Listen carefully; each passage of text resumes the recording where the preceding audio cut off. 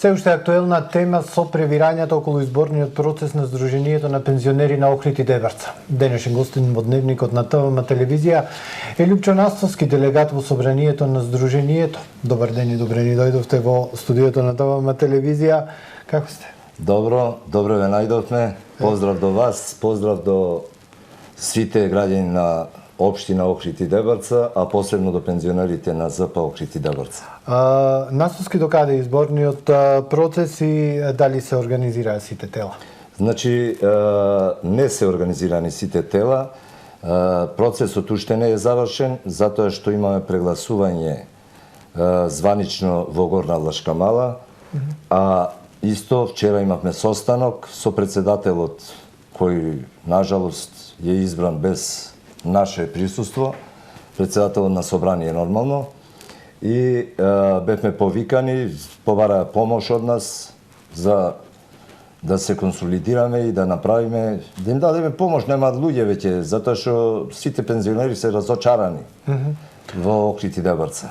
Настовски, неодамна во емисијата Прашалник кај колешката Сонја Рилковска обвинивте за низа нерегуларности во работењето на Сдруженијето на пензионери на Охрид и Дебарца. Останувате ли на истиот став? Останувам на истиот став, со тоа што можам и да го потврдам, затоа што тоаш не ги знаев доста работите.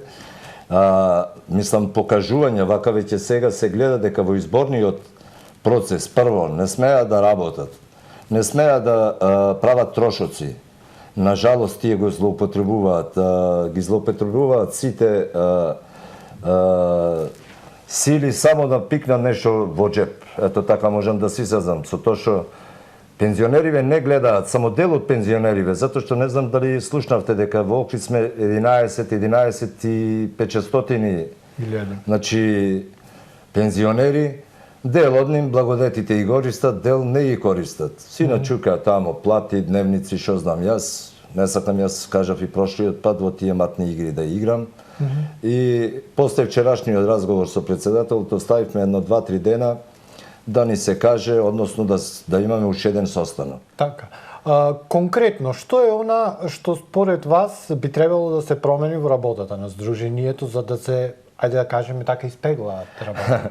Видете, тоа е едно долго прашање за кое би можеле да збориме сега. Ајде, што е од најголема важност? Најголема важност е да бидат застапени што повеќе пензионери, значи не да бидат застапени од 11.000 пензионери и 300-400 таму колку се, значи застапени само 20 души, кои 20 души си огледаат интересот свој, гледаат само да наштетат, не да помогнат некому. Ние имаме многу во ова кризно време кој го живееме. Имаме за зборвење, значи многу работи.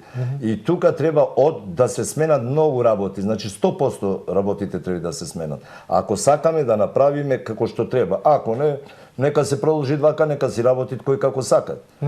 Најново вчера на состанокот беше кажано дека избраниот од нивна страна, не од наша страна, председател на извршен одбор, ќе си давал оставка, па сега тој заменикот, тоа нерегуларности имат и тука многу. Значи, прво не смеа да почнат со работа, затоа што извршниот одбор треба да брои 11 делегати, од кои 11 се бира председателот и заменик председателот, а тие уште и ден денес си работат со 7 души, значи извршен одбор.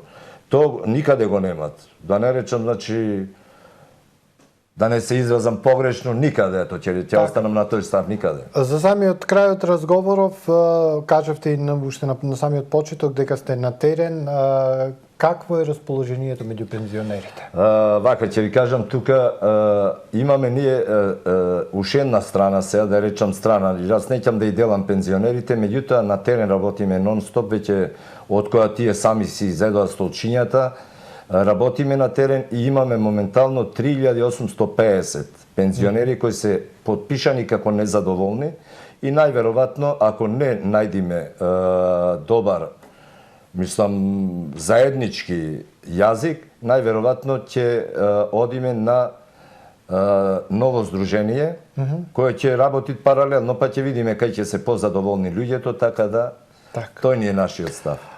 Ми останува да ви се заблагодарам за учеството во Дневникот на ТВ телевизија. Се надевам дека ќе се подобрат односите и дека ќе се исправат поголем дел од работите. Ќе се видиме во некоја наредна прилика.